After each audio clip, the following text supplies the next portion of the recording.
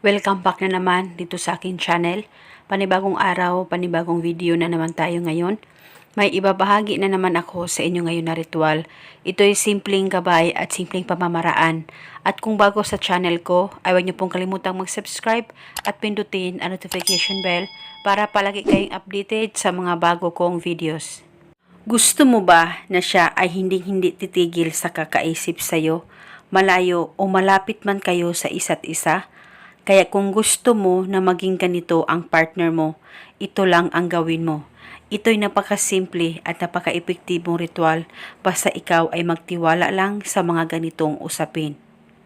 At lalong-lalo na ngayon, nabihira na lang siyang tumatawag, text o chat sa'yo at nararamdaman mo na parang hindi ka na niya iniisip at nararamdaman mo rin na parang kinalimutan ka na niya.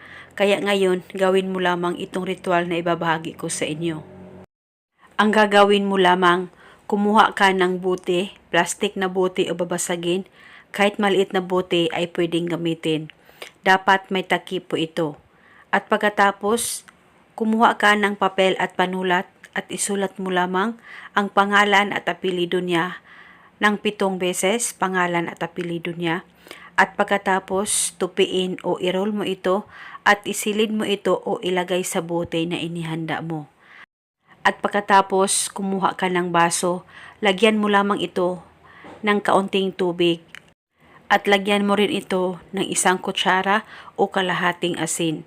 At pagkatapos mo nang malagay ang asin, haluin mo ng maigi ang tubig at ang asin. At pagkatapos ay isalin ito sa bote na inihanda mo. At kahit kalahati lamang sa bote na ilagay mo ay pwedeng-pwede na po. At pagkatapos nito, hawakan mo muna itong bote. Ilapit ang bunganga sa bote sa baba mo. Mag-focus at mag-concentrate ka at banggitin mo lamang ang mga salitang ito. Pangalan at apelyido. Ikaw ay hindi titigil sa kakaisip sa akin, malayo o malapit man tayo sa isa't isa. Banggitin mo lamang ito ng 7 beses. At pagkatapos, pwede mo nang takpan itong bote at alugin mo lang ito kahit 3 alog. At itago mo na ito sa safe na walang makakakita at makakaalam. Pwede mo rin itong dalhin kahit saan ka man magpunta. O pwede mo ito itago lang sa damitan mo at itago ito pang matagalan.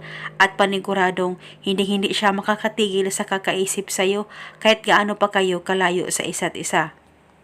At ang ritual na ito, pwede mo ito gawin ngayon mismo sa oras na makita mo ang video na ito. Pwede ito gawin sa kahit na anong araw o oras na gusto mo. At kung kayo ay may katanungan, mag-comment lang po kayo sa baba. At eto muna sa ngayon, maraming salamat po sa panunood. May God bless us all.